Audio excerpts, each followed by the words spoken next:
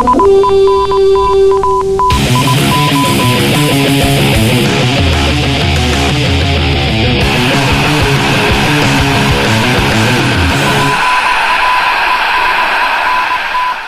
to Norse Code. This is the #1 podcast for your Minnesota Vikings. I am your host and producer. My name is James Pagashnik. But I'd like to bring out the editor-in-chief of Vikings Territory, contributor to the Daily Norseman, #2 in the announcement, but #1 in your heart. Please give it up for Arif and James. Yay! I don't really know what to do with that intro.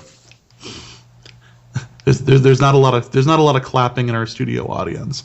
I feel like we can add that in post. Yeah, let's do that. Yeah, let's. I feel like applause and canned laughter would really do a lot for this podcast. Yeah, I can't see that feeling unnatural or anything like that at all. No, absolutely not. So we won this week. We won. We beat up on in dominating fashion too. We beat an NFC South team, which, well, in some years that would be good. In some years, maybe that's not as impressive of an accomplishment. In other years, that's. But it happened, and that's good. Fantastic news, everybody. Fantastic news, and the Vikings are officially hooked on a Thielen. I feel like hooked on a Thielen. Hooked on a Thielen. I feel it's important to bring up the Mr. Mankato, the pride of Detroit Lakes, Minnesota, Adam Thielen, with the first Vikings punt block for a touchdown since 1990.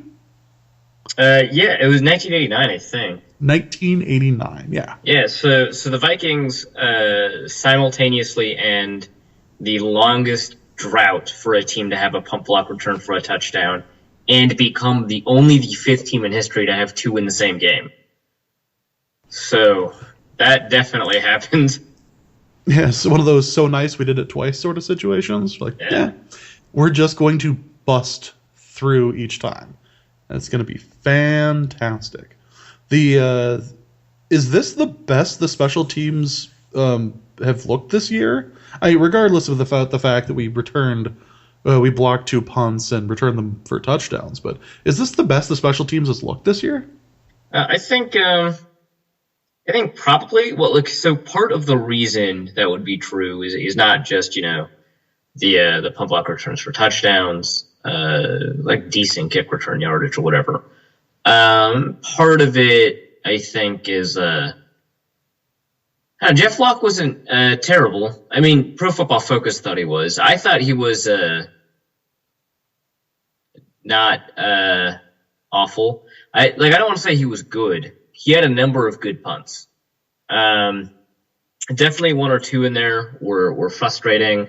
That 39-yard punt he had from, I think it was like the Minnesota 11. That was pathetic. That was like the worst. Like, that's a punt you give your punter like 60 yards, right? Like, that's what that's for. Like, the reason punters average like 43 yards is because they have to kick all these 30-yarders when they're in enemy territory. But they get to make up for that with these 60-yarders when you're pinned deep. And he didn't do that, and that was awful. His hang time wasn't great or whatever. But it's still probably among his better performances this year in terms of punting. I don't even think it was the worst punt of the game. Didn't the Panthers have a punt that was deep in their own territory that looked somehow worse than that? That is accurate. They're punting, unsurprisingly, like not, difficult to learn that their punting was a mess all game, not just on those 2 blocks. The punter started speeding up, which was both their problem and solution, right? Because if you have a slow punting process, you're going to get blocked. That's not what happened, right? It was an issue with the way that they were calling punt protections, especially with the long snapper. It's very difficult actually for punt units to maintain consistent protection.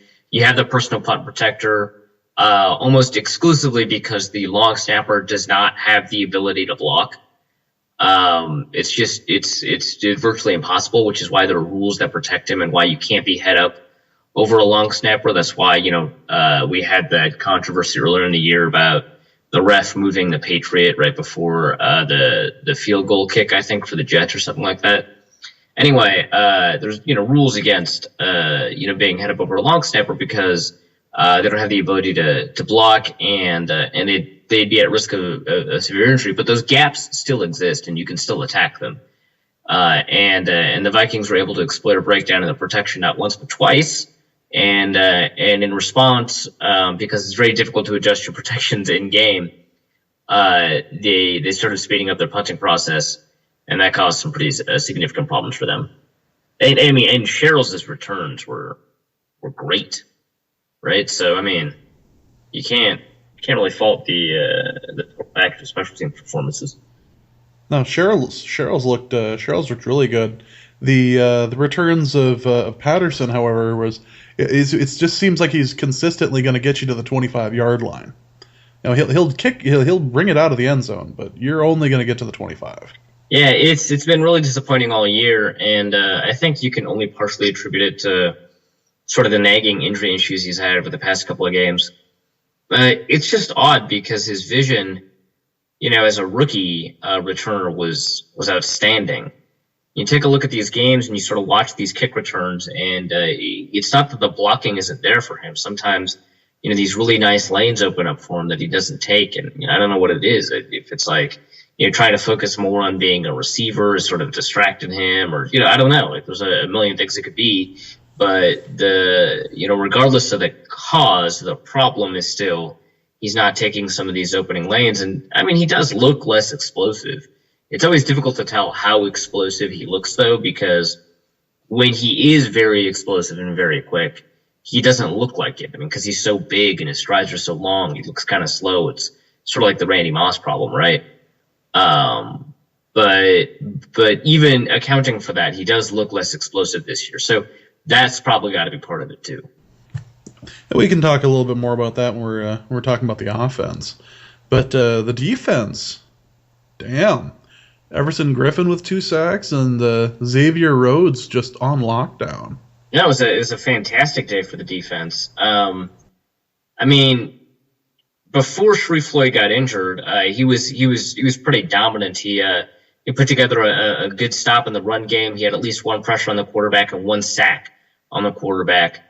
Despite the fact that he was only in for like 7 snaps, it was a mind-blowingly good performance from Sharif Floyd. And then, when he goes away, you have Tom Johnson, and I've talked about him before. People who follow me on Twitter know this. Tom Johnson, before Week 7 anyway, was clearly the best defensive lineman on the roster. He'd been performing better than Everson, better than Robinson, better than Linval Joseph, better than Sharif Floyd, and he was just a sub. And it wasn't one of those things where, they have a small sample, so they're able to make 1 play, and that sort of skews the race statistics. But no, he consistently made plays. He was leading the team in sacks for a short period of time. He had 4. And it wasn't just that he was a very good pass rusher. He's doing a very good job sort of blowing up the run in the backfield. Well, so Sharif Floyd goes, Tom Johnson returns. He's not playing like he did in the first 7 weeks, but that's not to say he's playing poorly. He played very well in this game. And did a pretty good job. I thought Linval Joseph did a very good job of what he was supposed to do. But Everson Griffin, you're right, had an absolutely phenomenal game. He's beastly. He moves to the 2nd in the NFC in sacks. I believe that makes him 5th or 6th overall. I'm not going to check. The point is he's very high. 7th in the league. 7th in the league in sacks. Probably behind Justin Houston, J.J. Watt. Yep. Robert Quinn's not up there, right? No. Yeah. But yeah, there's a number of good, pass rushers on the list, but it's good to see that Everson Griffin is on that list. Speaking of Everson Griffin, before we, start talking about other players, how hilarious was that day on Twitter for me the other day? A little bit of fun, just a little bit. Man, I was just like waiting. I hadn't had a Twitter fight in a while, and I was just like waiting for one. And that wasn't even my intention to start a Twitter fight. I just innocently posted 5 links to pieces that said Everson Griffin was one of the most, if not the most overpaid player, in the offseason. I believe it was 3 articles, 1 free agency tracker, and 1 tweet, right, from Jason OTC. But yeah, so one of the guys who wrote the article, something like Dudes on Sports, I think, was the. I mean, I don't know. It's not. I had to Google to find the article, and I'd never heard of this website before. But anyway, he says he's no server player, and the guy was like, "I wrote that article, and I stand by what I said," which it does sound a little ridiculous now that Everson Griffin is performing, extremely well. Not just sort of being among the leaders in sack yardage, or in sacks and sack yardage, but also being one of the top run defenders out of those in sack defense. I would argue that of the people that are in front of him on the sack list, the only significantly better defender on the list against the run in the top 10 is J.J. Watt. And I would argue that perhaps he's not significantly better, but Justin Houston is also probably better against the run if you were going to compare the two of them. But the point is, Everson Griffin is phenomenally well-rounded, right? I'm taking a look at this right now. So there's Von Miller, which makes sense. He's very good against the run as well, but unlike the other outside linebackers on the list, he's an off-ball linebacker, and so it's very difficult to evaluate. Even J.J. Watt is a bit easier to evaluate against Everson Griffin than Von Miller. But there's an argument that Von Miller is better against the run. But I would take Everson Griffin against the run over Elvis Dumerville, over Connor Barwin, over Mario Williams, who's having a hell of a year too, and even Marcel Darius, who's having a very good year, because Everson Griffin has been phenomenal against the run. But he also happens to have 11 sacks, which is fantastic. And this is his first year as a starter. And if starters are like a reasonable way to evaluate whether or not someone is having playing time, then this is a surprise. But as I tried to point out to this guy over and over again, there's no reason to be surprised by the fact that Everson Griffin was performing well. Because the argument was basically the argument I had at the beginning of the year. I remember when we had this podcast about Everson Griffin getting signed, and we talked about it, and I was like, this is no surprise to me at all. So the guy,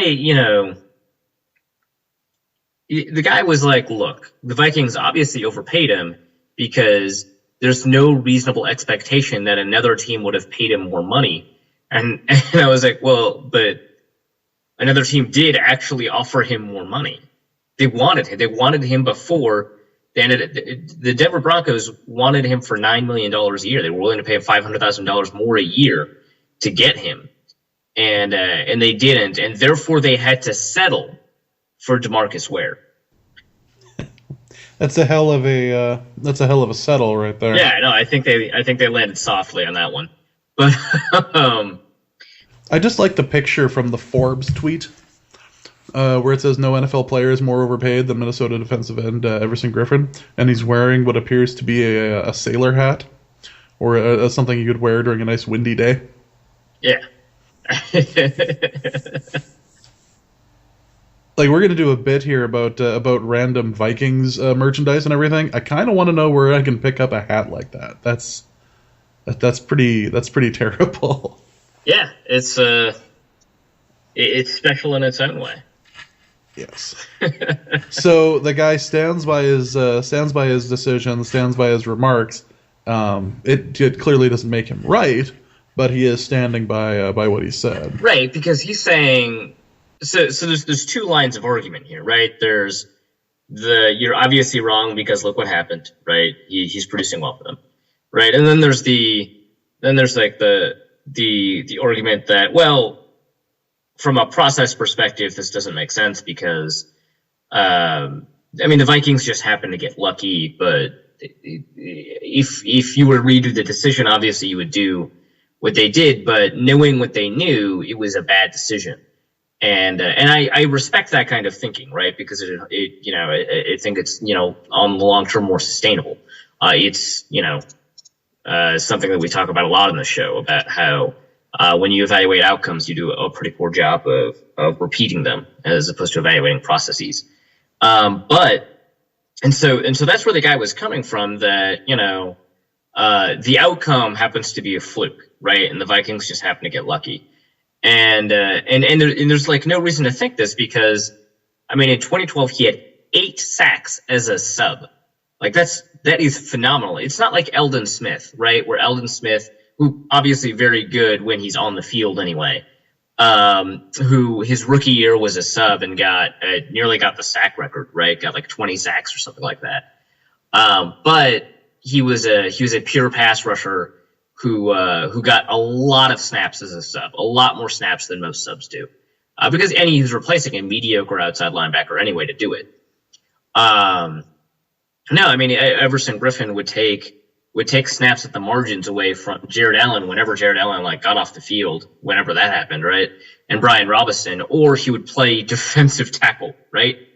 And he got 8 sacks. Then the next year he gets 5.5, and the guy is making this argument that is a sign of decline and that you needed to worry about that, when that's like the most asinine argument you could possibly make. I mean, because if you get rid of the fact that he had 8 sacks in 2012, if you just don't think about that, and you think about a guy who played 600 snaps, right? And that guy isn't a starter, he's a sub, and he gets 5.5 sacks, you're really happy with that. That is a fantastic return on your investment. And that's someone that you can probably count on to become a starter at a reasonable level. And so it's kind of ridiculous to think, that's a sign of decline. And I was like, well, okay, so he got fewer sacks, but he actually had more pressures. He had more hits and hurries per pass rushing snap in 2013 than he did in 2012.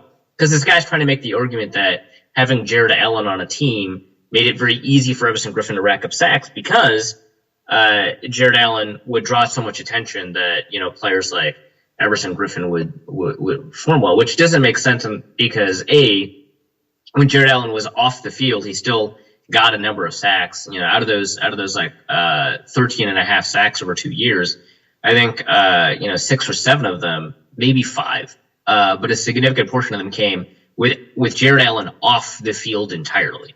And so it doesn't make sense. But even when Jared Allen was on the field, and he was playing Brian Robinson's role or a defensive tackle's role, he outperformed Brian Robinson, which means that he's more than help, right? That he's more than being in the right situation. And then I was like, but even accounting for that, he got more pressures, he got more hits and hurries per pass rushing snap in 2013 that he did in 2012. And then the guy comes with the most ridiculous response, which is, but how many yards did those pressures lose? And it's like, are you serious? Are you saying that there's no value in pressuring the quarterback? That seems odd. That's like somebody counting QB wins as a stat. Yeah, potentially it's even worse. I understand QB wins, right? It's bad, but at least quarterbacks are the most significant contribution, even if they're less than 50%. They're the most significant contribution towards a team's winning record. But pressures, quarterbacks' completion rates drop 15%, or 15 points, not 15%, 15 points under pressure, which would, mean that it drops real quick. It drops 24%, something like that. When they're pressured, their completion percentage drops 24%. That's incredible. Or 15 points, right? And that by itself is extraordinary, right? Because your yards per attempt drops significantly, the air yards per target drops significantly. There's a lot of yards that quarterbacks lose simply because of pressure. It's undeniable, right? But then also you have to consider the fact that interception rate doubles. It doesn't increase by 2%. It doesn't increase by 15%. It doesn't increase by 50%. It doubles when a quarterback is under pressure. That is a lot of fucking yards that pressures get you. And so it's ridiculous to say well, how many yards do you lose on a pressure? Well, a lot. Yeah. The point of the story being that Everson Griffin's having a hell of a year, should be voted to the Pro Bowl in our opinion, and he's having a hell of a year. Good for Everson Griffin. Yeah, and obviously he had a good game. He was very good against the run in this Carolina game. The Vikings defense overall, if there was one problem with it, was against the run. Had nothing to do with Everson Griffin. Had everything to do with the linebackers. I can talk about that in a second if we have time. But other performances that are definitely worth pointing out. Xavier Rhodes, what a game! That was one of the best non-interception games I've seen from a cornerback. Just extraordinary. Targeted 7 times, allowed 0 receptions, had 3 pass deflections, and it's some of those pass deflections. Kelvin Benjamin was running a pretty good route, created separation, and I would venture to say 75 to 85% of cornerbacks can't recover, much less make a play, but just can't recover from that amount of separation and close on the ball. And Xavier Rhodes doesn't just do that; he makes a play on the ball. And that happened, once or twice. And he had a phenomenal game, right? Arguably the player of the game. But there were so many good defensive performances.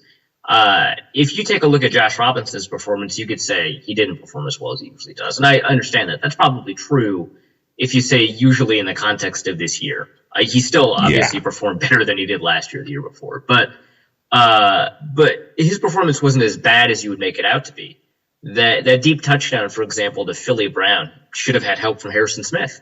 Harrison Smith had a decent game. It wasn't a great game. It wasn't he's one of the top 5 safeties in the league game. And that play in particular caught the anger of Zimmer as he was going to the sideline. Yeah, like that was noticed. Yeah, no, it was very clearly. I mean, if your safety is in cover 1 or cover 3, a touchdown over the middle of the field is unacceptable. You have to roll your coverage, you have to rotate your coverage, you have to move around when you're the single high deep safety. But when it happens over the middle, you've made the wrong decision, and it's very difficult to recover. And he's much more at fault for not being there than Josh Robinson was. For staying on top of him, for just being a foot and a half shorter than the guy. Yeah, well, yeah, but I mean, if the help was there, he played it perfectly, right? Anticipating the help, he had played it perfectly. Which is that was like a trust exercise, and Harrison Smith just wasn't there. Yeah. Josh Robinson just fell back, smacked his head, and is just going to be pissed off for the rest of camp. This corporate retreat is awful. I never want to go back to Winter Park. Never. But yeah, he had a reasonably good game. I think Captain Munnerlyn, the stats from his game are worse than I think his play in the game. Chad Greenway was pretty good in coverage. But absolutely abysmal against the run, which it flips the script for him a little bit, right? Like normally it's sort of the other way around where he's like reasonable, right, against the run and bad in coverage. And this time it was sort of the other way around. It helped that he wasn't targeted a couple of times when he got beat in coverage.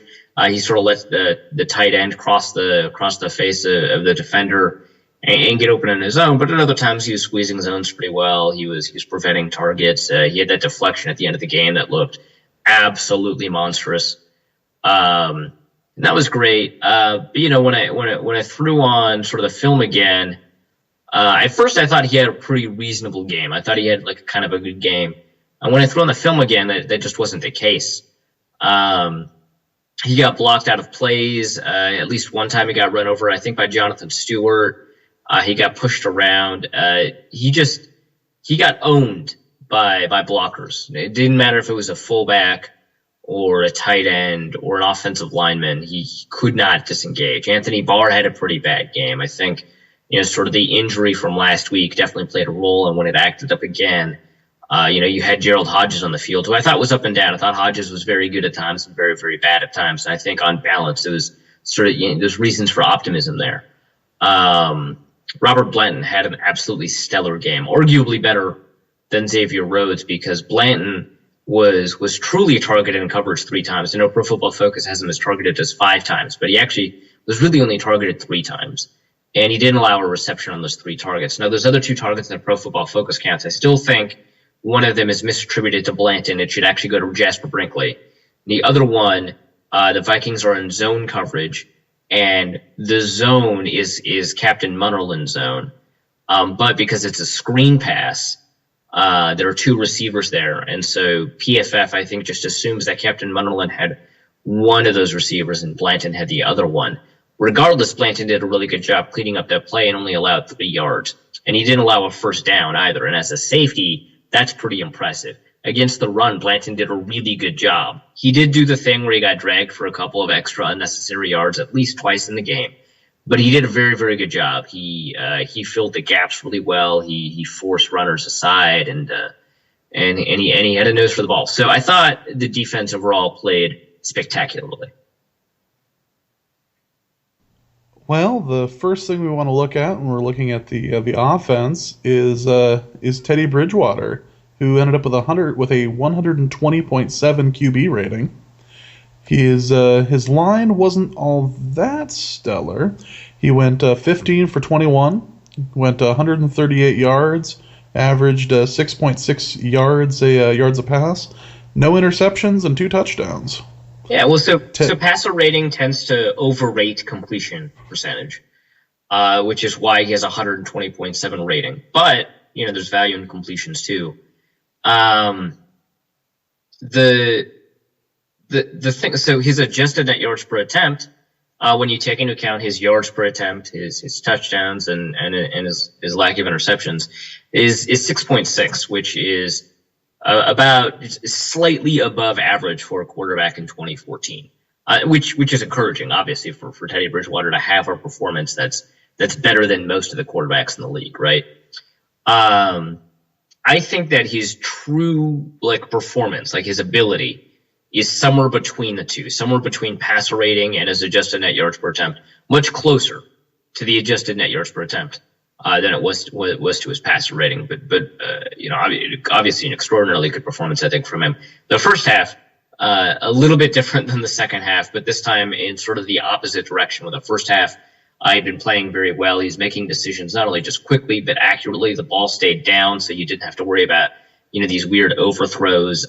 He was anticipating receivers getting open instead of throwing them when they were open, something he'd sort of been working on all year with some degree of success, but definitely consistent success here. So his anticipation was definitely on point. And that deep ball to Jarius Wright, that was gorgeous. That was beautiful, right? That was real nice. Yeah. And Bridgewater had two little scrambles as well for 12 yards. Yeah, they were both intelligent runs. The one on 3rd and 7 that the refs initially marked as not a first down was really good. Yeah. I also wanted to point out that Greg Jennings, look at you, scoring 2 touchdowns in 2 games. You got a player cut. Did you see that? Yep. He had some moves on him. 5 receptions, 5 targets, 45 yards, and another touchdown. Or sorry, 5 receptions out of 6 targets. Yeah, well, it probably depends on who's counting the target stats. I think Pro Football Focus says 5 for 5. I think ESPN says 5 for 6, or whatever. Something like that. Yeah, but the point was an extremely good day for him. Yeah. I don't know. It's he didn't play that much differently. You know how I am about Greg Jennings. I think he's a special-ish talent. I think maybe he's not a top 10 receiver, but I think that in terms of pure on-field ability, when you throw away sort of the statistics, and I love statistics a lot. I think that they explain a lot more things than they don't. But when you throw away those statistics, I think that he's definitely a top 32. I think he's a top 20 receiver in the game. There's only one other receiver I can think of whose yardage totals underrate his on-field film, and that's probably Kendall Wright. I think it's just those two. And Greg Jennings just happened to have it show up today for him. He's a good receiver, and he's not old yet. He's a great asset that's not necessarily on the downswing of his career. Yeah. I mean, the catch and run for the touchdown, I thought that it was a nice bit of agility and athleticism and speed. So he still definitely has things figured out. Charles Johnson obviously had a pretty good game too. The interesting thing about him starting and Cordero Patterson not taking a snap until the second half, and one of his 3 snaps, his target on the screen pass, not his fault. Probably Teddy's worst throw of the day. Do you remember that? It was a screen pass at the beginning of the second half. Yeah, it was early, and it. Yeah, it was, and there's a reasonable argument that it probably should have been intercepted, but then Patterson outmuscled the defensive back to get a hand on it, and got in just the right spot in order to not have that go away. Yeah. But yeah, so that was troublesome. But now we get to have all sorts of discussion about a controversy involving Cordero Patterson the week before we're going to be the week that we're going to be playing Percy Harvin, who's on the Jets. So we get to question: is he got the Percy Harvin disease? Is he got a bad attitude? No hustle? Charles Johnson's trying to call him out. That tweet. Who knows? Who knows if that's what that tweet means? Zimmer did say, first of all, you have to be at practice. Second, you have to, do what you need to do once you're actually at practice. And sort of that second statement was a little bit provocative, right? Because I mean, Patterson missed, I think, 2 days of practice because he went to a funeral, not his fault, right? Or actually, may have even been 3 days. Now that I think about it. Well, that's unacceptable. I can accept 2 from my star wide receiver that was supposed to have a breakout year this year, but 3, he can ride the pine for a little while. I think at that point we're an outdoor team. Rub some dirt on it. Walk it off. No, I think the point Zimmer was trying to make is that they couldn't introduce him into the game plan with him missing 3 days of practice. I don't know how true that is because, I mean, at some point you can just run one of the screen passes you would run in one of the 5 previous games, right? But whatever. He said it was a non-disciplinary benching. I think the media is right to be skeptical of that at least a little bit. But Zimmer went out of his way this week to say, I'm in his corner. I'm his guy. There's no locker room controversy. And he'll be back with significant rotation, if all things, go well. He implied this last part, I'm paraphrasing. But, if all things go well, he should be a significant part of the rotation against the Jets. The quote he had sort of mirrors some of the rumors that we've been hearing sort of all season about Patterson's practice habits. I'm not so sure I'd be as quick as maybe Zulgad is to say that because Zulgad had this great phrase. You always have a good turn of phrase that emphasizes a take. In this case, he said, Patterson loves being in the NFL, but I don't know how much he loves playing football, which I think is a really great phrase. I think it's a really clever way to put things. But I don't know if I'm there yet, but they have better access than I do. ESPN 1500 and the Star Tribune and the Pioneer Press, they have better access than I do when it comes to watching practices and stuff like that. So, who knows? Maybe that is the case. There've been rumors have been persisting about Patterson's, work ethic this year. And when Zimmer says something like that, you have to think that there may be something to it. He's having a mediocre year. That would be a good explanation for that mediocre year. But, we'll see. I think that Patterson snaps from here on out until the end of the season will be significantly less than they had been at the beginning of the year. Part of that is because Charles Johnson is a very good receiver suddenly. And part of that is because Patterson is either not practicing enough or isn't practicing well. Or there's some nagging injury that isn't being reported that seems to be affecting him. Yeah, I mean he had an injury a couple weeks ago in a game, and he got pulled in that game because of the injury. And you have to think that even though he's sometimes not showing up on the injury report, that this is affecting him. On the other hand, sort of on sort of a different tack, Kyle Rudolph almost looks completely recovered from his injury. Remember his first game back, he only had like 15 snaps. He looked slow. His second game back, he actually caught a pass, and he looked slow as molasses. He looked slower than some of our offensive linemen. Caught a pass. He had some pretty good run after catch, but it was just like the slowest run after catch you had seen in a little while. It wasn't quite Vince Wilfork running 90 yards or anything, right. But it wasn't pretty. Yeah, it was pretty slow. But then this game I thought he looked really quick. I don't know if he's at 100%, but yeah, he looks pretty good. He definitely looks on closer to completely healed than anything else. So that was good. And even though he had a completion that could have been an incompletion and a drop from him, right? You remember that? It kind of just dribbled out of bounds.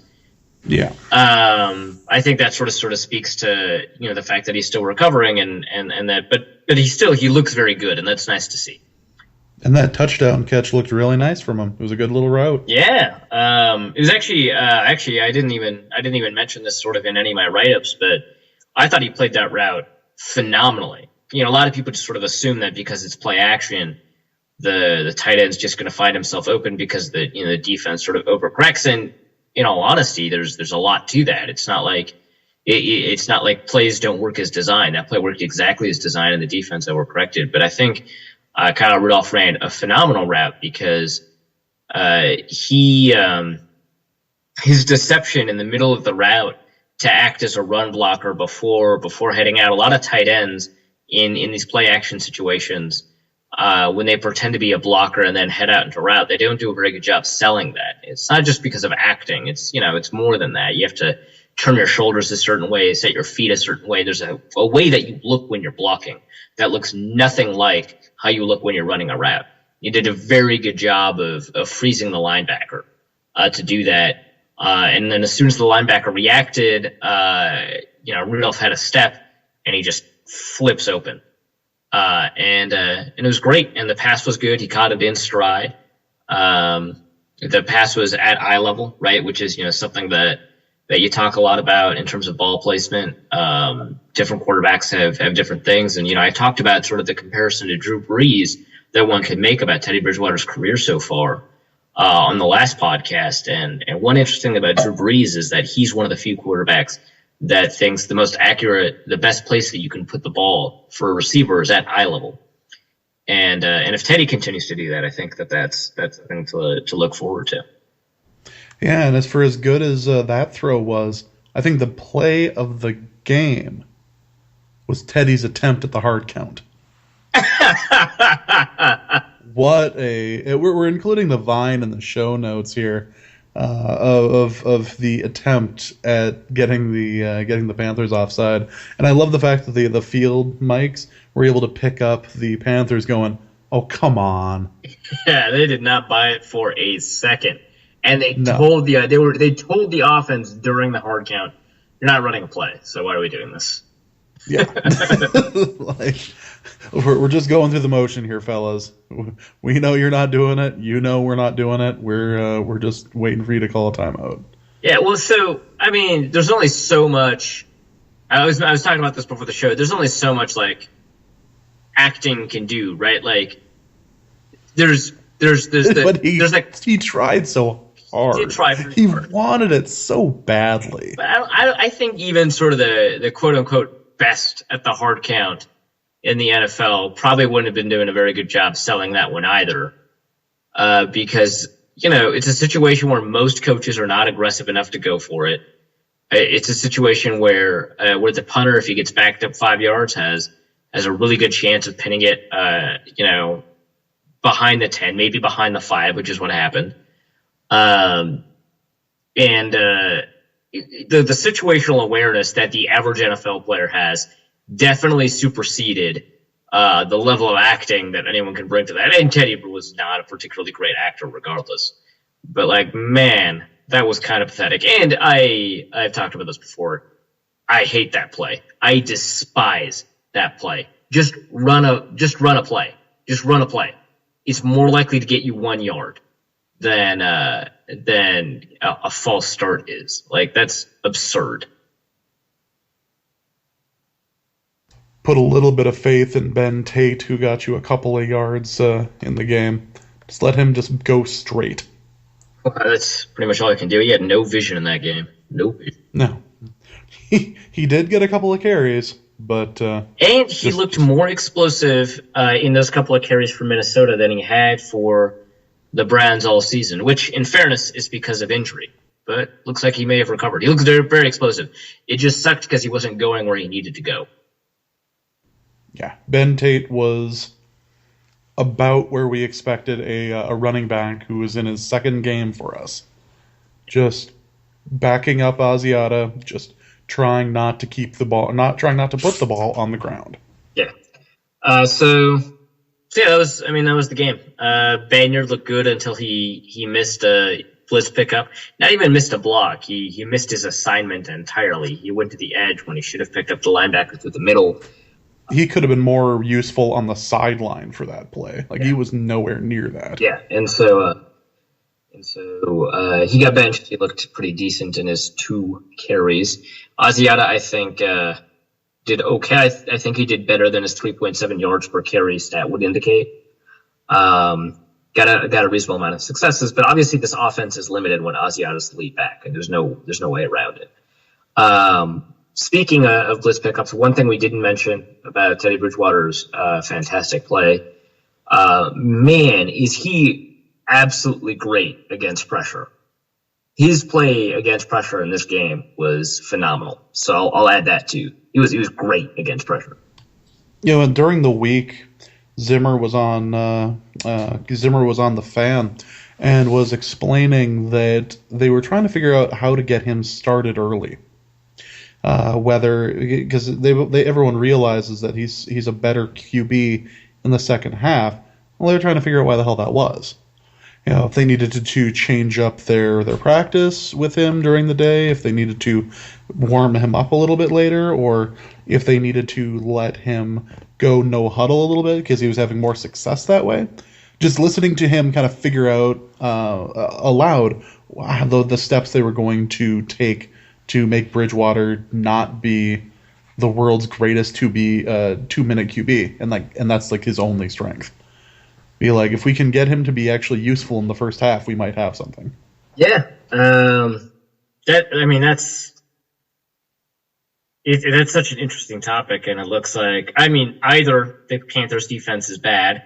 That's a pretty reasonable assumption. It is very, or they're beginning to sort of figure out where that comes from. And one thing that we need to say is that Teddy Bridgewater looked good, right? And the offense scored enough points by themselves to win.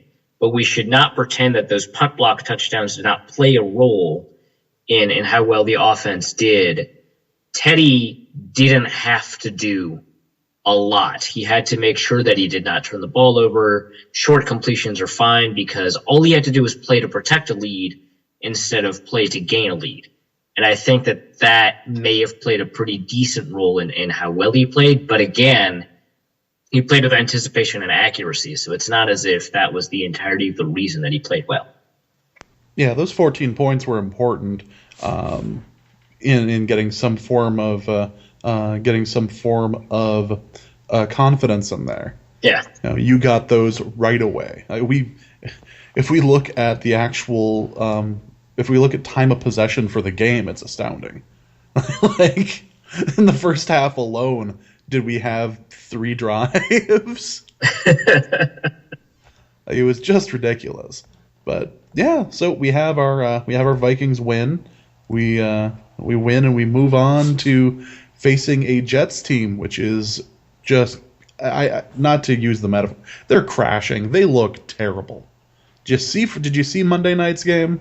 I did. I, in fact, almost fell asleep in the middle of it. I mean, that was innovative in its own way. I mean, you can't say it wasn't innovative. They ran the ball 49 times. They passed it 13 times. They happened to get more yards per carry than they did yards per passing attempt. And they did it on 5.7 yards per carry. But the first half and the second half were completely different. And they just didn't account for the fact that Miami would adjust by just putting another guy in the box. And they didn't respond. I mean, like, Geno Smith gets to see that there's another guy in the box.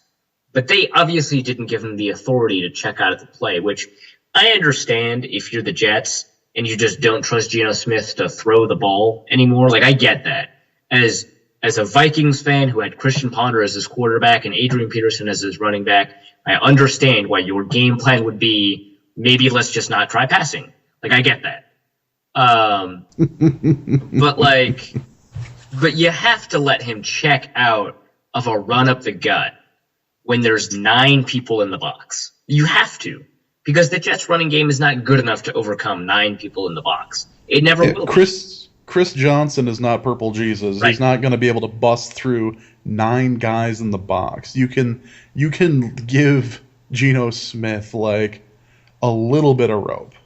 You're like, listen, if there's 9 guys in the box, if we're going to lose yardage on this and it's blatantly obvious, perhaps we can pass. Yeah. Yeah, you managed to not fall asleep during the game. I had to change the channel because I was tired of listening to the announcers talk about where Rex Ryan was going to end up next year. That is so interesting to me, where he'll end up next year. What do you think? I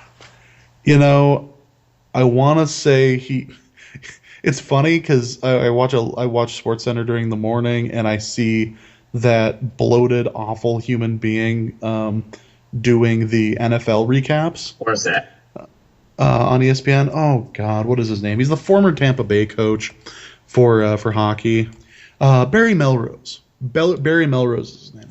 You see Barry Melrose put on. I can see Rex Ryan in a Barry Melrose sort of role, where he's giving the Herm Edwards treatment to somebody on ESPN and just like ranting for a little while. Like, I can see him there.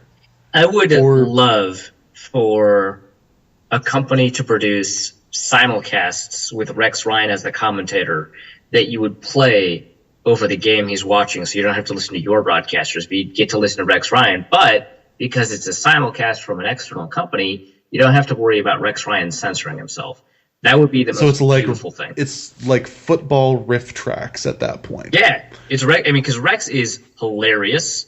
He's got excellent comedic timing. He's also a super smart coach. Like, he's an extraordinarily smart X's and O's guy, right? So why don't we combine? And he's got, like, I mean, say what you will about his coaching style, he's got loads of charisma, much more charisma than like 90% of the ex-coaches they have on ESPN and the NFL Network, right? So why not? I would watch hours of Rex Ryan as opposed to the few minutes of Herm Edwards. Like, Herm Edwards' time is done in this. It's time to bring in some new blood, and it's to quote Rex Ryan, it's time for a fucking snack. Yeah. Time for a fucking snack. It's time for a fucking snack. What was the snack find that season for him? God, I can't. Oh, it was time for a goddamn snack. That's what it was. It was time for a goddamn snack. That Hard Knocks was great. That was like, I enjoyed the Jets Hard Knocks. Yeah. It was because of Rex Ryan, and it was because of Cromartie's kids that made that such an interesting season. There's 1, 2, 3, 4, 5, 6, 7, 8. Cromartie just starts naming off all of his kids, and the number he says at the end is higher than the number he started with. just great. So we have a Jets team that is having some problems. The first question I want to ask, though, is we're having some injuries on defense with Anthony Barr and Sharif Floyd. How much do we need them against this Jets offense? Well, so Sharif Floyd is really significant when it comes to defending the run. And the Jets are nothing if not predictable in that context. And so I am, especially because those linebackers, I mean, if Hodges has to play, I'm not very confident in his ability to defend against the run, even if he doesn't play and you've got Greenway and Barr out there at 100% strength. I'm not confident that they have the ability to really defend well against the run. I will say this about Jasper Brinkley. He's playing against the run better this year than he did for Frazier.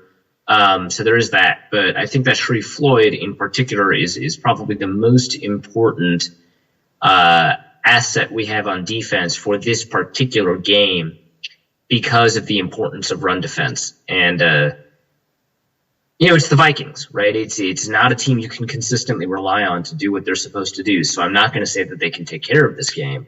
And so I think that is a problem that might be significant when it comes to the game plan unfolding. So in terms of the number of injuries that the Vikings have on defense, I think that the Sharif Floyd one is far and away the most important. Anthony Barr, love him. He's a fantastic linebacker when he's healthy. He's got a decent, pretty good instincts, but phenomenal athleticism.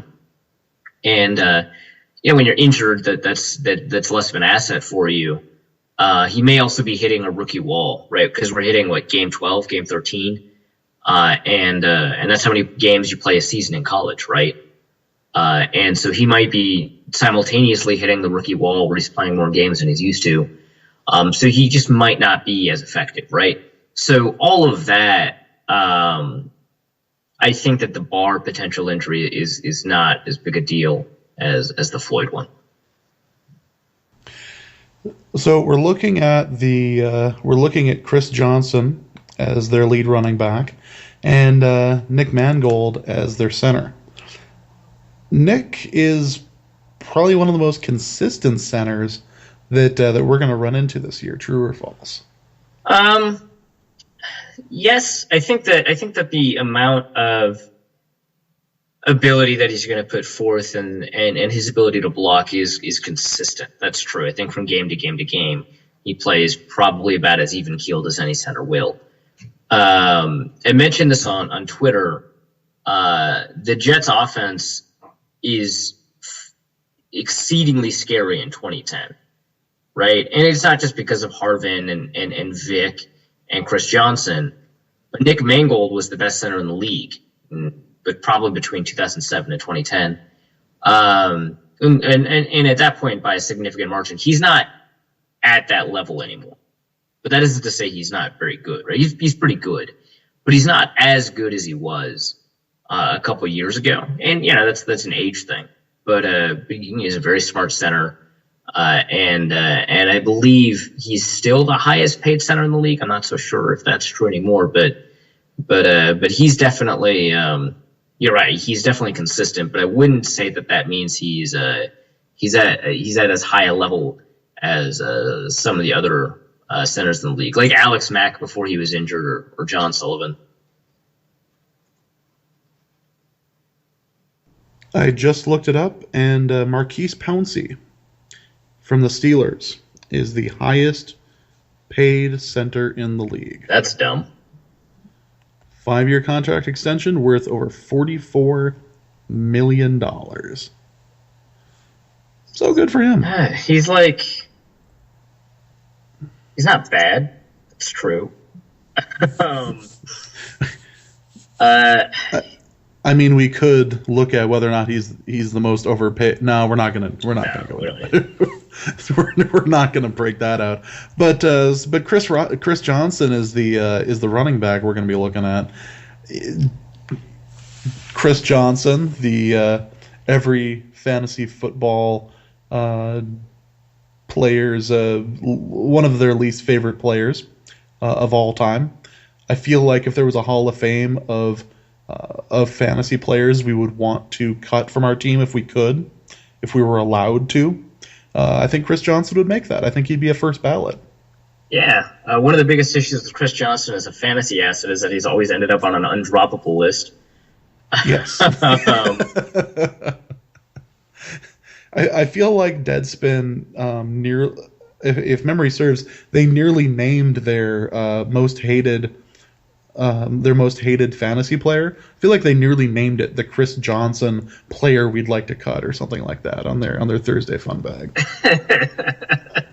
And you know what? Chris Johnson doesn't give a fuck about your fantasy team. Or it turns out about football. Yeah, football is also something he doesn't necessarily care about. He still has the ability to be a really good running back when he cares. Like, he can be. He doesn't care. But the problem with that kind of player, right, is the exact problem that you had with him in fantasy, is that at some point in the season, maybe twice, maybe even 3 times a season, he's going to go off and he's going to have a fantastic game. He's going to play really well. He's still as fast as he was. He's one of the fastest players in the league still, right? And so if he cares, there's a good possibility that the Vikings will have a lot of trouble with him, just like the Dolphins did in the first half. And that's why he would always end a season with like 1,000 yards when he was with the Titans, even though the games went like 23 yards, 43 yards, 157 yards, 40 yards. Like, it was like that, right? Yeah, he's got 175 or just sitting in him waiting. Yeah. Waiting for a defense that's all cut up and hurt. Just waiting for that moment. Yeah. But yeah. It's yeah. Which almost makes me worry about Brian Robinson getting his hair cut. Because if he's going to get his hair cut, as he did, I just worry that we're going to have a Jared Allen situation where Samson loses his powers when he gets his hair cut, and Robinson, who hasn't even been playing all that well this year, is just going to deteriorate further. Yeah. If it is the case, and remember when Jared Allen cut his hair, it took him about a season and a half to get back into form, and then of course he almost set a record. But the point is, Brian Robinson may not have a season and a half, so he'll go from mediocre-ish defensive end to someone who'll be able to practice against Matt Khalil. And Khalil will be able to stop him. I don't know if I'm okay with this. This is like when an object of no momentum encounters a frictionless surface. It's just going to be ugly. Just ugly. So let's look at this. Are we going to get Matt Asiata, or are we going to get the Asiata Banyard combination here? It depends. I mean, Banyard missed an assignment, so yeah, the Vikings backfield is hard to predict. So McKinnon, we don't know if he's ready to practice.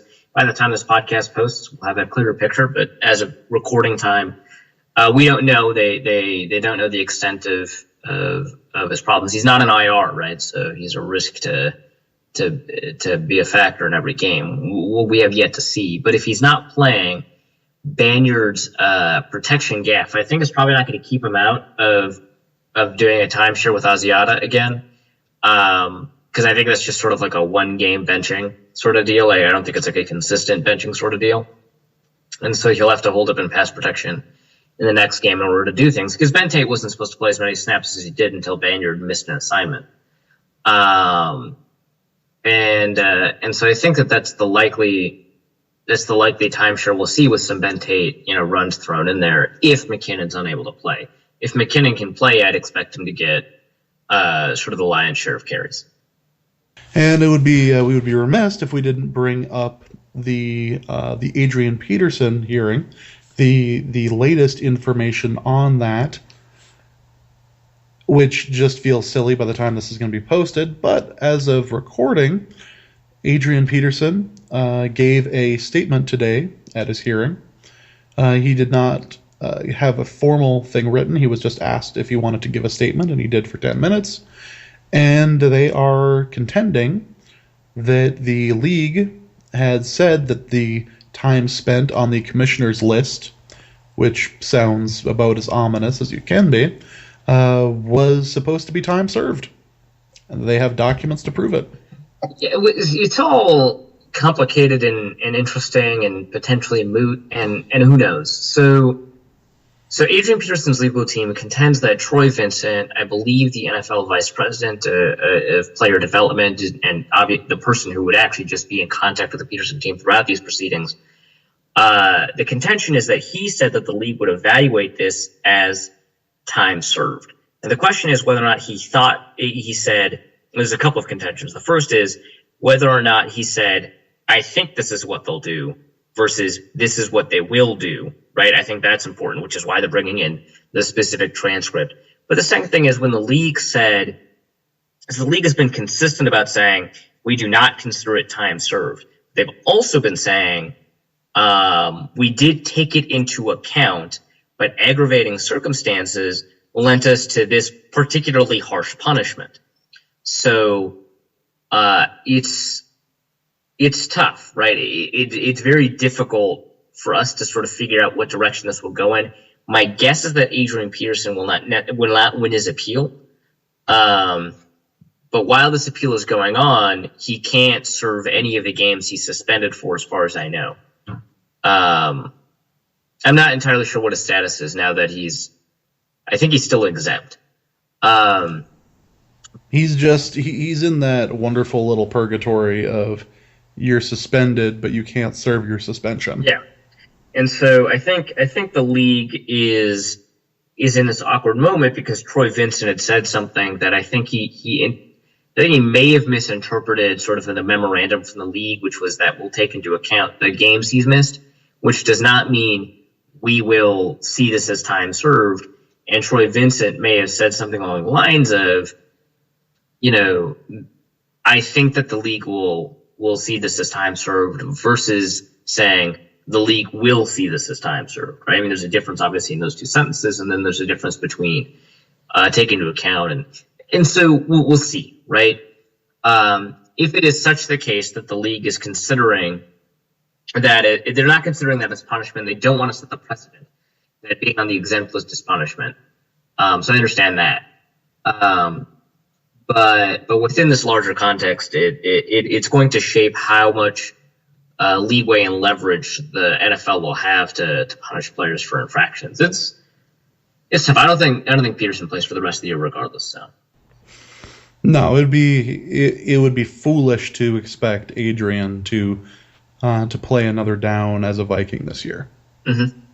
It just seems absolutely foolish. And considering what he had said last week about how the legal team for the Vikings is the main reason why he's not on the team right now, if that happens to be true, then I would think that the Vikings console is going to do its best to keep him off the field. I think so. I mean, we found out that Kevin Warren, the Vikings legal counsel, had been working, I believe, with the NFL in order to keep him off the field, and so it seems like that would be something that they may continue to try to do. It's kind of weird that they were actively attempting to prevent this, but it is a way to shield the Vikings from liability. So I'd expect that to continue. Yeah, and you have to think that something like that is happening at the Wilf's request. You can't think that that's something that's happening completely outside of what Ziggy and Mark Wilf are requesting. You'd think so, but there was a little odd tidbit. I believe it was reported by Ed Werder from ESPN that the Wilfs were trying to work to get Adrian on the field, at which point that would mean that the Wilfs and their employee, Kevin Warren, were working at cross purposes. I am kind of skeptical of that because owners don't tend to get this involved unless they're Jerry Jones. But if that is the case... Which just means you're sad and have a hooker next to you. Yeah. Right. But if that's the case, then Kevin Warren is acting contrary to his employer's wishes, which is curious. But then he probably would have been fired by now. So I don't know. You'd think they would be at the behest of the Wilfs, but then you see maybe that's not the case. I don't know. There's two situations here. One is that the legal counsel is doing that whole going rogue thing and is working against it, but he'd need the backing. So the second possibility is that the Wilfs are playing both sides of this, and the Wilfs are trying to make it appear that they are doing everything they can to get Adrian on the field, while in the background they are supporting the work of their legal counsel, because he hasn't been fired yet. He's still actively pursuing keeping Adrian off the field. Yeah. So it's entirely possible they're just playing both sides of this. Yeah, I wouldn't be surprised if that was the case. It's not like the Wilfs have a completely sterling reputation in the business world.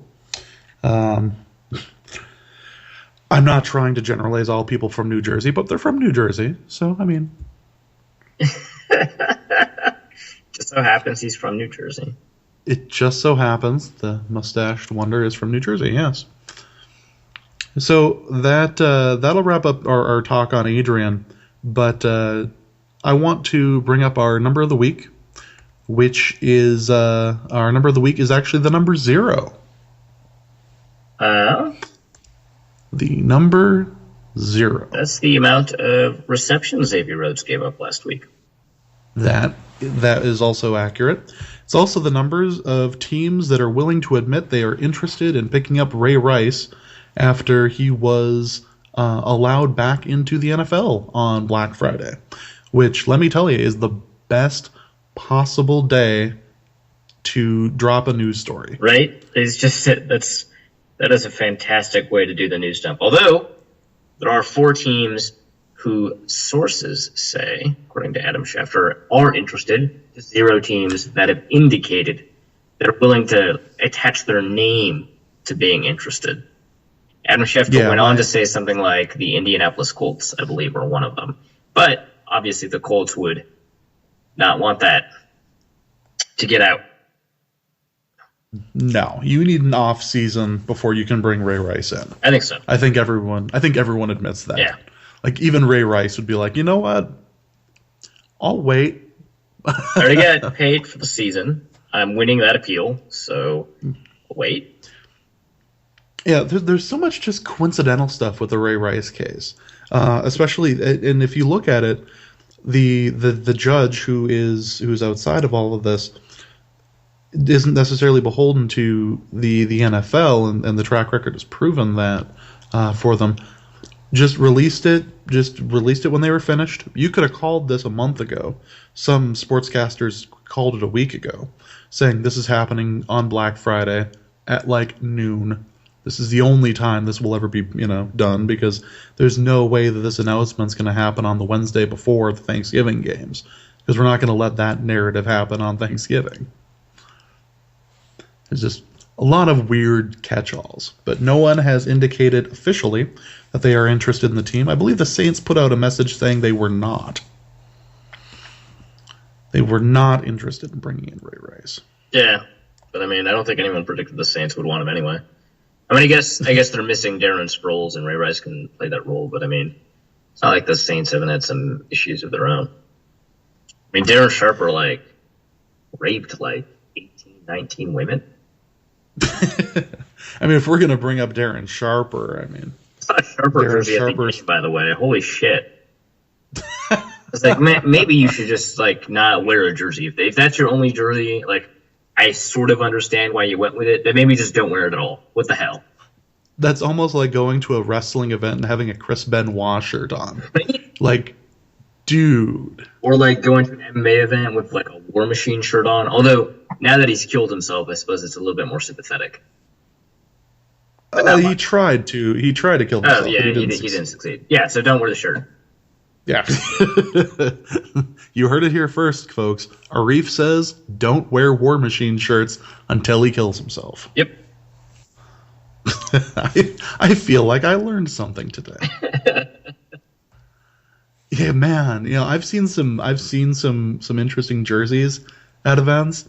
I've never seen a Darren Sharper Vikings jersey in the past year. Yeah, I mean, and I understand like why you would have one. I mean, it's pretty good for us, but Jesus, burn that. In 2011, I would have considered burning that, but now it's, whew, that's almost as bad as a Tebow. Actually, I think it is actually worse than a Tebow Patriots jersey. That's pretty bad. I would wear a Tebow Patriots jersey. I think the troll game is strong with that jersey. Yeah, but did you see those preseason throws? They were amazing. There's some good jerseys at that game though. I mean, I saw another Alan Page jersey. I was always nice to see that. Obviously, a couple of Fran jerseys. Those always exist. Saw a couple of John Randall jerseys. Saw a Scott Studwell jersey. That was awesome to see. A Studwell, geez. Yeah. No, there's a lot. Obviously, you got Teddy jerseys. I saw a Jennings jersey. I was struck by the number of Kluwe jerseys. I saw a number at the game I went to. Kluwe jersey. Yeah, that's love it. It's like that's pretty intense right there. Well, let's break open the mailbag, and we have two good questions for us. We have a Twitter question from Agromagnet, who says, Blanton, is he becoming consistently good or just a good game or two? I don't know. That's really difficult to tell. It's also especially difficult to tell how safeties are doing because you don't tend to see them unless they're being thrown at. And if they're being thrown at, they're probably out of position. Obviously, it depends on how good the quarterback is at reading safeties, but they're usually off the broadcast, and so you have to sort of review the all 22. I am worried about Blanton for maybe one reason, which is that a defense that needs safeties to be as versatile as possible because they play a lot of cover one, and they also like to have Harrison Smith in the box. Harrison Smith can play anywhere as a safety. Robert Blanton, I don't think has the ability to be a single high safety because I think his lateral range, moving sideline to sideline, I think that's just limited for him. And so I think that sort of ceiling limits what the defense can do. So even though he's having a bunch of really good games, playing a couple of different roles, I am a little uncertain about his ability to continue being a starter.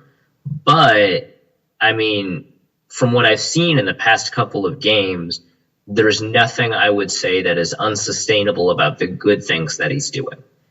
So I will say that I think Robert Blanton has the ability to be an above-average safety, but I don't think he has the ability to be anything more than that. And I think that we're seeing what an above-average safety can do when he's put in exceedingly good positions to succeed. And it is difficult as more and more game film piles up. It is difficult to find those places to put in above-average safety to play above that level. So that's how I'm going to answer that question. No, it sounds good. And then your point at the beginning was very accurate. If people are throwing at him, he's usually out of position. Yeah. Our next question comes to us from Nate Johnson, who has a question about Chris Carter's son. I believe it's Duron Carter, is that correct? Or Duron? Duron, yeah. Duron. He says, Duron Carter, worth a look, or in this case, worth a second look, because we brought him in at the after the 2013 draft to see if we wanted to grab him. Yeah, and he wasn't an undrafted free agent in the same way that Antonio Richardson was, right? He wasn't signed. He was brought in for tryouts, just like Adam Thielen was, right? And Adam Thielen ended up taking, I believe, Brandon Kaufman's place on the roster because he was this wide receiver from Eastern Washington that the Vikings signed as an undrafted free agent. He got cut during tryouts, and Adam Thielen took a spot, which looks like that was a good decision. Duron Carter was also a tryout. The Vikings tend to bring in, just like any other team, about 90 players in the tryout session. Some of them only get like 3 days, some of them only get 1 day, whatever. and then sign maybe one of them to replace one of the 15 priority free agents that they signed. So Jerron Carter was one of like the 90, or I think it actually might be closer to 60 actually. But they bring in a ton of players during those tryouts, and Jerron Carter was one of them. He didn't show enough. But so here's the interesting bit. It's not just that he's playing well in the CFL, and he is. He's one of, I believe, 3 receivers right now to have right now at the end of the season, he's one of, I believe, 3 receivers to have his yardage total like 1,000 yards or more. He has of receivers with really high yardage totals. I believe he has the most or second most touchdowns. He has like 12 or something like that. I'm doing this all off of memory because I don't want to look up CFL stats because there is no centralized place for them. It's very difficult to find their stat books, so you have to sort of backwards hunt and piece things together. Plus, if you start Googling CFL stats, you end up on an FBI list, and yeah, it's just everyone loses.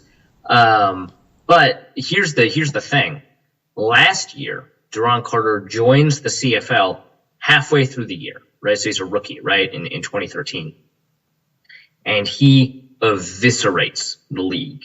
So he ends up with like the 7th most receiving yards, which like that's like respectable, right? That's like, oh, you did all right. But you have to consider in a 19-game CFL season, he missed 8 games, and so he ended up 7th all time. He ended up 7th on the season receiving yards list, only playing 11 games, and so he's been crushing the CFL. In ways that don't immediately show up sort of on the box score. And remember, I believe he's playing on the same team that Chad Johnson's on. So he's taking snaps away from that dude. So yeah. That's just a damn shame. He's got kids and a legal team to pay for. Got a family to feed. I don't know about a family to feed, but he definitely has a legal team to pay for. But yeah. So Jerron Carter is interesting. I think he's worth a look. I've heard anywhere between 10 and 15 teams are interested in him. The 49ers, Seahawks, and Colts, I believe, are among them. It should be interesting to see what ends up happening with him. And obviously, Chris Carter was such an amazing talent for us. There is talk of the Vikings should try to make it right and have his son play for us too. It's like, well, we'll see. I think the Vikings fulfilled their institutional obligations to Chris Carter by bringing him in for a tryout. I don't think they have any further obligation to him in regards to Jerron Carter, but I think that the Vikings do have a better shot, and that's not to say they have a good shot. They have a better shot than they normally would to sign Jerron Carter because of that relationship. It'll be interesting. Jerron Carter's been to 3 or 4 colleges in his college career, and some of it's because of grades, some of it's because he got kicked out, and so almost all of his problems he created for himself. But it's always nice to see someone sort of pick themselves up and turn it around, and you kind of just want to cheer for that, especially because you already have a connection to Chris Carter, and you just want his son to do well. Oh, absolutely. Well, it's time for the segment we promised all week. We talked about it. We asked for your suggestions, your messages. This is something that was compiled by both Twitter, Dusty, and myself. Arif has not had a chance to look at these yet as a judge.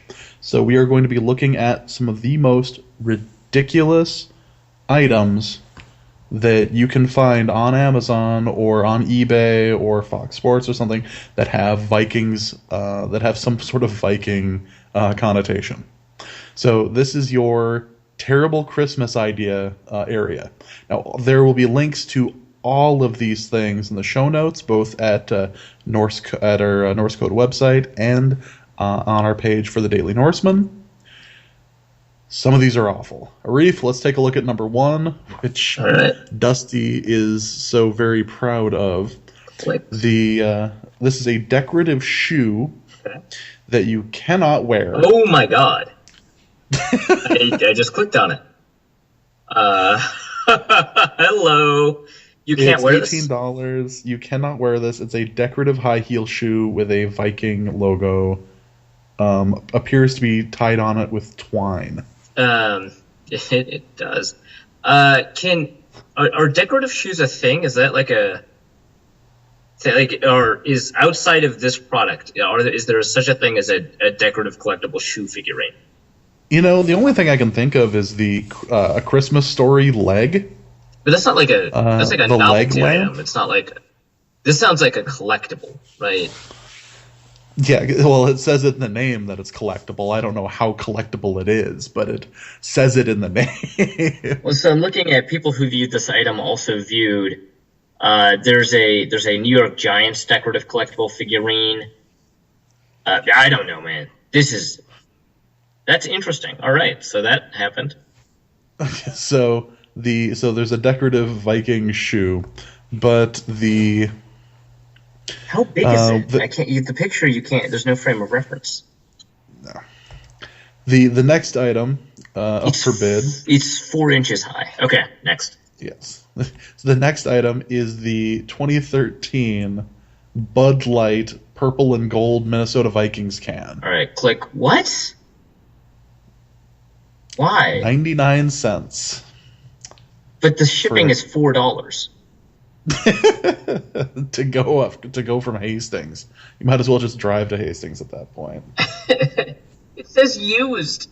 I mean, like I get it, but that just like adds like a whole thing to it. There's another suggestion. You can get one for $6, and that's an active option. Oh my God. Some of these are pretty terrible, but the next one on the list is fantastic.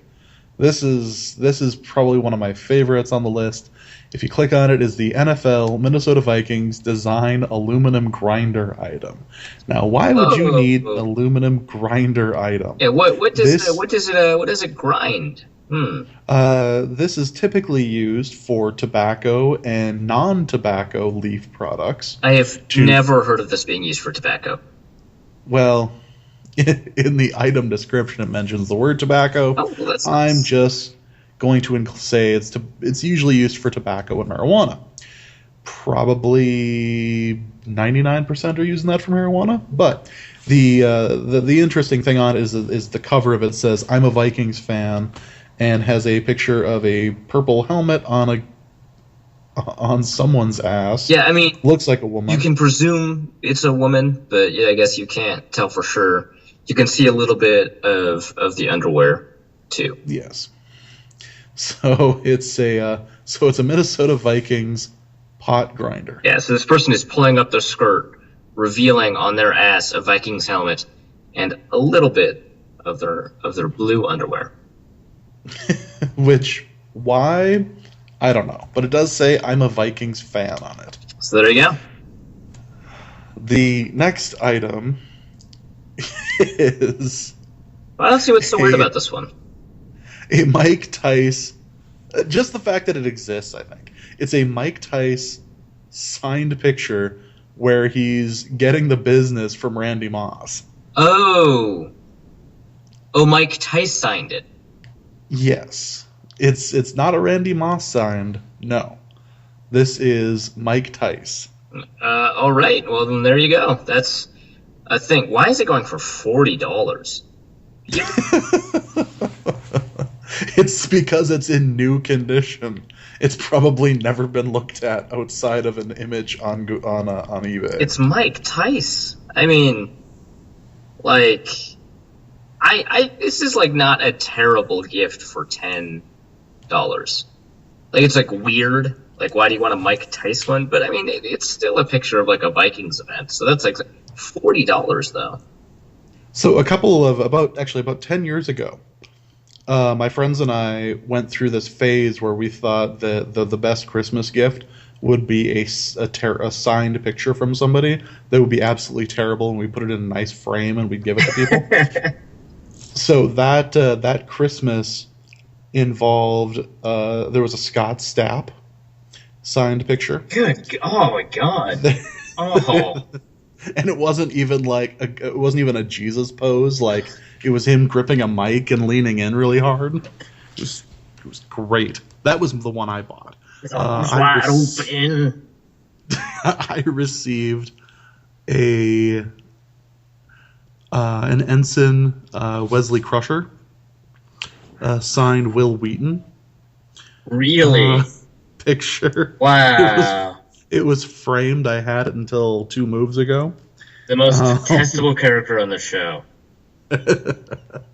Somebody got a picture of Michael Dorn, but not while he was wearing the Worf outfit, just like a Michael Dorn headshot. I feel like the Mike Tice signed picture where he's getting the business from Randy Moss would have worked in this situation. That is great. That's pretty good.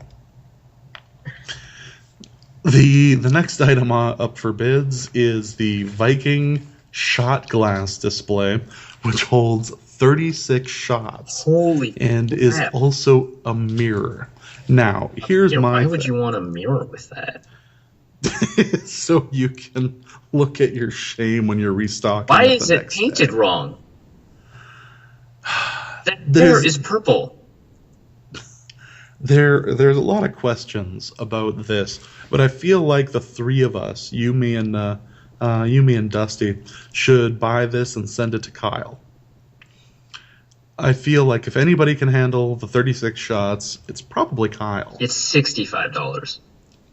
Yeah, 65. Well, okay. So we don't use any donation money on it. So I'm looking at the Ravens one. That's $20 shipping. Okay, never mind. Yeah. We can't afford that. The Ravens one at least looks good. This Vikings one looks terrible. So the logo's wrong. The hair on the Viking is mostly purple. Yeah, why is the helmet on the Viking purple? It's just no idea what the hell. But also it's like a 36 shot. It's got little divots for each shot. Oh god, that is awful. Yeah. I think I would need to drink the shots in order to have that in my home. It's a problem that solves itself. It is a problem that solves itself. All right, what's next? The next thing I want to bring up is the... Can we go to the Matt Castle? If you click on the Matt Castle one, it is an authentic Matt Castle framed picture, 15 by 17. That is a composite collage that includes a piece of game-used football. Limited edition. It's just of 250. It's a scrap of football. Yeah, it's not. It's just a minuscule amount of football. So $90 for a picture of Matt Castle looking very confused. $90 for a picture of $90. Matt Castle. Matt Castle. I would pay more for a Matt Castle picture that was him throwing the K-Swiss shoe at the guy in the meeting in that ad. You know what I'm talking about? So he's just holding the shoe that he throws, right? And it has a piece of genuine K-Swiss footwear in it from the commercial. I would totally pay more for that than Mac.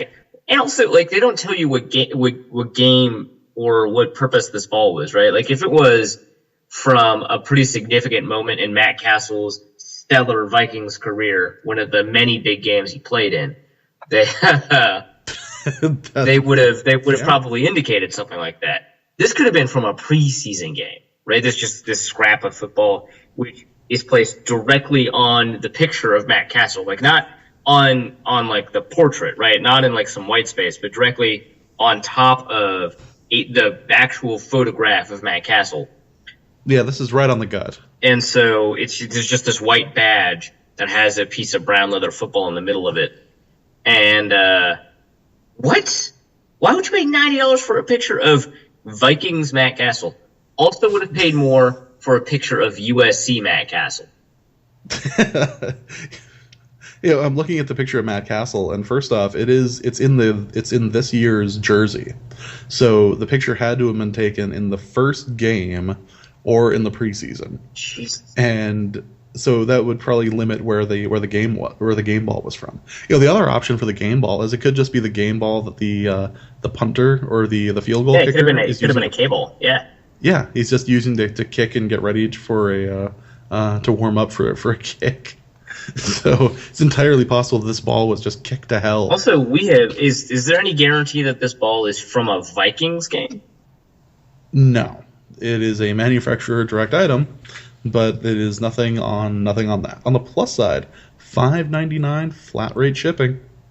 So you only have to pay $96 total. Yes. Right. Oh, it does. Hold on. An actual piece of a game-used football from a Minnesota Vikings game, in parentheses, not from any specific game, event, or season. So it was a preseason kid. Yeah. Next up for bids is the Minnesota Vikings Purple Ramble one-piece Manzi footy pajama suit. What? $45 for something that comes in double XL. It's footy pajamas for the Minnesota Vikings fan who needs something while he's ice fishing or tailgating. This is it's a jumpsuit one piece pajama.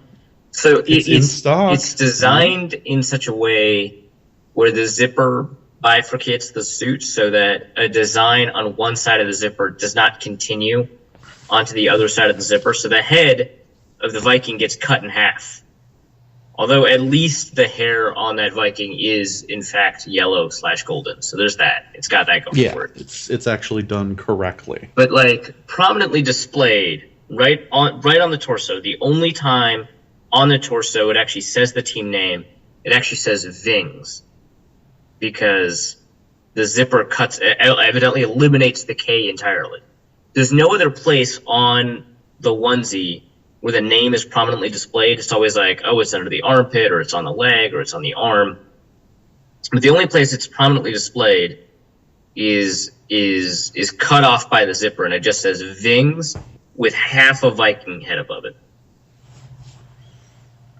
$45. Yeah, that's $45. And comes in sizes from small to double XL. I'm trying to envision a 320-pound guy in a Vikings onesie. In a Vings onesie. In a Vings onesie. Next thing up is the Minnesota Vikings youth pull-up cowboy boots. Now, I included this because if you look really hard, you can't. It's super difficult to find the actual Vikings logo on it. Oh, it's like engraved in the leather. Engraved it in the leather. It's $75. It's a youth boot. It's not even like a boot. It's for kids. Yeah. And it's an officially licensed NFL product because why the hell not? Engraved leather boots for kids, where there's because kids love subtlety, right? Like that's what they live for. When they show off these boots to their friends, they'll be like, "Yeah, these are Vikings boots," and their friends will be like, "Yes, that's very clever." Not, "I can't see it, nerd." Kids that are wearing size 1, 2, and 3 boots can't even like speak full sentences either, or like show off. So this is clearly like a grandparent gift. Oh yeah. Grandparent for kid gift, and they're the only ones who really care. Like I would never go out. Though. Yeah, it's on sale for $75. The grandparents. $130. Yeah, the grandparents of my son bought him UGG boots, and it's not something I would buy myself. But if you're going to spend X number of dollars for something that and this was before he could walk, it was just something to keep his feet warm. So it's like, if you're going to spend that amount of money, go for it. Yeah, why not? Yeah, keep his feet warm. The people at his daycare aren't going to make fun of him. They probably could have, but they're not going to. The next thing up here is my personal favorite. This, in my mind, is the best thing we found. This is the Anthony Barr Lego Sports Draft Day player toy. Okay, so this is the one thing I did see because they couldn't resist showing this to me. This is I had to show this. Right? Yeah, I had to post this. So it's a Lego theoretically of Anthony Barr, right? It has his goatee, but literally everything else besides the fact that he's holding a Vikings helmet is wrong. His suit on draft day, not that color. His tie on draft day, not that color. His not that pattern on draft either. day, not that dark. Like like his hat on draft day, not Shafir's hat. He wasn't a Shafir. He was a kid in a cap. What? Yeah, the skin color on here makes him look like he's blacker than Wesley Snipes. Yeah, it's like, what? This is ridiculous. Like he's got that Eddie and Charlie Murphy, darkness look to him.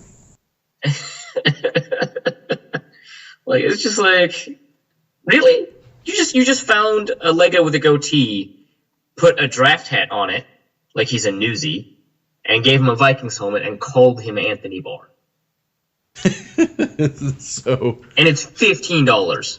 If you want to spend $15 on a Lego Vikings helmet and don't have a 3D printer to just make your own, here you go, $15. So yeah, that is just $15. Every time I look at that, I laugh. That is fantastic. Next thing up is something you found, and is the Vikings G-string and Teddy outfit. Yeah. So you can get your Teddy. Yeah, the description: NFL Minnesota Vikings lingerie, negligee, baby doll, sexy white teddy set with matching G-string thong panty. If you just search for Vikings on Etsy, this is in fact one of the first results. Like it's like one of the top 5 results, right? And obviously it catches your eye. I don't know if I'm bringing football into. That's like a weird place to put football, but you do get a teddy, so that's nice. We were discussing this over Twitter, and if you don't follow Norse Code DN, we do some pretty good stuff on here, and we had a good thread going here as far as some of the comments on this little item. But $37.50 for the Vikings lingerie. You were looking for that. Meanwhile, I was seeing if there were any sex toys that were like Vikings themed anywhere, but you can't type in Minnesota Vikings sex toys into Google because you're just going to come up with things from the Love Boat, from the sex boat. So I immediately had to stop looking for things. It's like you're like, God damn it, Smoot! Look what you did. Ruined everything. You ruined a Google search several years later. What an interesting legacy to leave behind. I wonder how many people have ruined otherwise, maybe not reasonable or innocuous searches. That's not what this was, but ruined otherwise completely unrelated searches in such a sideways manner, unintentionally. Yeah. So the last thing I want to bring up is we have a Jay-Z hoodie who immediately found something fantastic. If you want to click on this is the Minnesota Vikings Collectible Christmas Village Collection. So it's a Christmas. See, those Christmas Village sets that you see like when you're walking by the Hallmark in the mall and you don't go in because that's not the kind of person you are, and they've got like this Christmas Village all miniature with like the fake snow everywhere. This is this, but everything is Vikings themed. Yeah, I like the "We're number one" thing right in the middle. Like, where and when did that happen? When were we number one? This Vikings Village is delusional. Who's your mayor? We had, Andy Carlson had said that city's in a perma recession. That's a great comment. A city that's constantly rebuilding. Yes, that was mine. This is a city that's somehow constantly rebuilding. It probably rebuilds more than Gotham City. Like, it's just things are just all. I'm surprised that the roof is still standing on some of these buildings. I think it's actually fantastic. this might be the best one. Yeah, this is pretty good. This is better than the shoe that's a statue of a shoe. Yes. We would be welcome to, we'd be interested in possibly doing something like this next week. If you submit your stuff to @NorseCodeDN, we'd be happy to take a look at the awful things you've found and possibly feature them on next week's show. We're going to wrap up with our, I'm sorry, the town is good and all, but the $15 for a Vikings Lego for somebody who does not look like Anthony Barr is still. They just called him Anthony Barr. That's it. They just called him Anthony Barr. He's certainly something there. All right, that's pretty impressive. Let's wrap her up here with our wildly inaccurate prognostications. What would you like to have as your wildly inaccurate prognostication for the week? Yeah, I should have thought about this before the show started, but I will say that this is very irresponsible. A wildly irresponsible prognostication is that Everson Griffin finishes the season as the NFL sack leader. That's interesting. That would definitely throw a nice little wrench into J.J. Watt's little "I control the NFL" campaign for the year. He does, though. Well, I mean, it's hard to argue that, but... Do you think J.J. Watt has to have the sack lead in order to, like, cinch MVP, or do you think he can just be performing at this level and end up being a good candidate for that? I think that he can perform at this level and be a candidate for that because he's not an edge player. Every other person on the sack list in the top 10 is an edge player or Von Miller who's functionally an edge player, right? You're either a 3-4 outside linebacker, Von Miller who plays as an edge player, or you're a 4-3 defensive end. And J.J. Watt is none of those things. He's an interior defensive tackle who continuously ends up on sack leader lists. I think that he has 5 touchdowns this year as a defensive player. Like, that's nuts. That's insane. I don't think that's ever happened, actually. So there's that. He is best run defender in the NFL. He bats more passes than defensive backs. He's phenomenal. He's having possibly an even better season than he did last year. Now, he deserves to be the MVP. There's no question about it. He's playing 5 standard deviations above average at 3-4 defensive end, which historically, I mean, that doesn't happen. That's supposed to happen 3 out of every 10,000 times, right? Like, that's out of control. I don't really care how well Aaron Rodgers is doing. Even if I'm not being a homer, Aaron Rodgers may be the best quarterback in the NFL right now. He's performing as the best quarterback in the NFL. Fine. He has 2 standard deviations above average. That is what an average best quarterback is going to do for you. Play really well. Great. J.J. Watt is playing unimaginably good. He's an alien. My wildly inaccurate prognostication is going to involve Percy Harvin.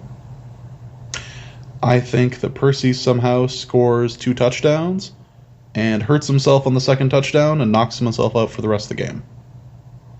Probably be worth it for the Jets, though. Oh, yeah. That'll probably be the only 2 touchdowns they score that game. Yeah. Possibly for like the rest of the season. The way they're playing, but I'm saying 2 touchdowns for Percy Harvin, and you're predicting performance he hasn't put up in 2 years for a team who's offensively inept with a worse pass than Christian Ponder was, and you're predicting an injury. and the injury, yes. All right, then.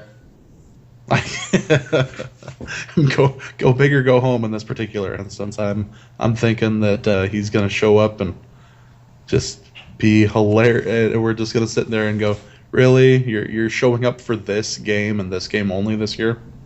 I mean, that's hardly surprised. He only played in one game last year. Well, didn't he play two? Didn't he play the Vikings game and the Super Bowl? But I meant like one regular season.